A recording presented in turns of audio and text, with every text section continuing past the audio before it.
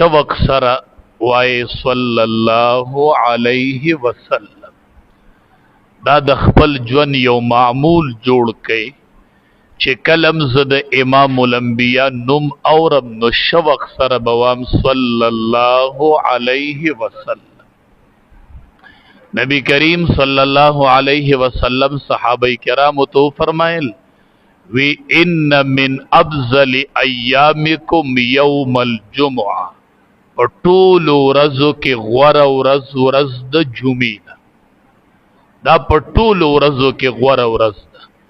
دی ولې غوره ده؟ فیه خلق آدم، په دې کې آدم علیه السلام پیدا شوی دی. وفیه قبض، او په دې آدم علیه السلام د دنیا نم تلی دی.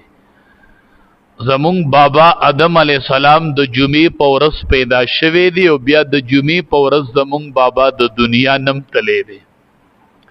او وفیه النفخه، کله چې دا نظام ورانیږي، دا هر څه درهم برهم کیږي، دا شپېلۍ وهل کیږي، نو دا به ورځ د جمعې ښه داسې یوه جمعه به وي نو چې دا نظام به ورانیږي. وفیه الصاعقه، او چې کله په خلقو بیهوشي راځي نو به ورځ د جمعې. نو دوه کاره پکې شوي دي او دوه به پکې کېږي، دوه پاتې دي.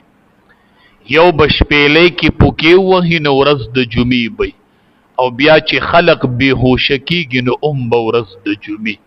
نو دا ډېره اهمه ورځ ده، ورځ د جمعې. نو په دې کې به څه کار کوو چې دومره اهمه ورځ ده؟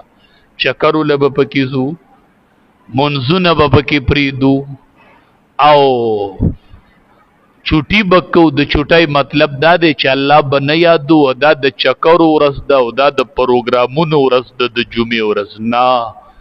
نبی علیہ السلام فرمایي فاکثروا علی من الصلاة فیه، په دې ورځ د ټولو نه زیات عمل چې کوئ نو هغه په ما درود شریف سیوا وایي. فاکثروا علی من الصلاة فی، په دې ورځ په ما درود شریف ډیر زیات وایي. وی په ان صلاتکم معروضه علی، ستاسو درود په ما باندې پیش کیږي. د ځمکه کې ملائک مقرر دي، هغه د دې ځای نه زما او ستا درود وړي او په امام الانبیاء باندې پیش کوي. ښه په دې ځمکه ملائک مقرر دي. د جمعې په ورځ ډیر درود شریف وایي.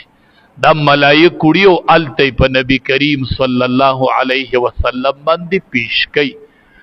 دا زمون د نبی علیہ السلام سره یو ربط دی او په دې ځان پوه کوي. علما وایي درود شریف چې دی دا مقبول عمل دی، په دې کې رد نشته، په دې کې واپسی نشته. نو هر عمل کې دوه احتمال چې دا مردود دی یا مقبول دی. علماء وایي درود شریف کې مردود نشته. ښه دا چې څوک کوم وایي او په کم ټیمې مې وي او کمې ژبې مې وي، بس دا یو مقبول عمل دی د الله په نزد.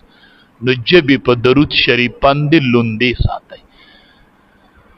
نبی کریم صلی الله علیه وسلم فرمایي مونږ به ولې د هغه نوم نالو، ولې به هغه سره صلی الله علیه وسلم نه وایو؟ نبی علیہ السلام فرمایي انا سید ولد آدم، زبا د قیامت په ورځ د ټول بنی آدم سردار زیم. انا سید ولد آدم یوم القیامه، قیامت په ورځ به پته ولګي چې زه د ټول بنی آدم سردار زیم. دا سرداری به ظاهر شي. واول من ينشق عنه القبر، او کله چې قبرونه کولاویږي نو د ټولو نډومبې به زما قبر کولاویږي. ټولو نډومبې به د قبر نم زه راپاسم، ټولو نډومبې به امام الانبیاء د قبر نه راپاسي. بیا به ابوبکر صدیق او عمر فاروق رضی الله تعالی عنہ دوه یارانې په ځمکه او دوه وزیرانې په اسمان کې.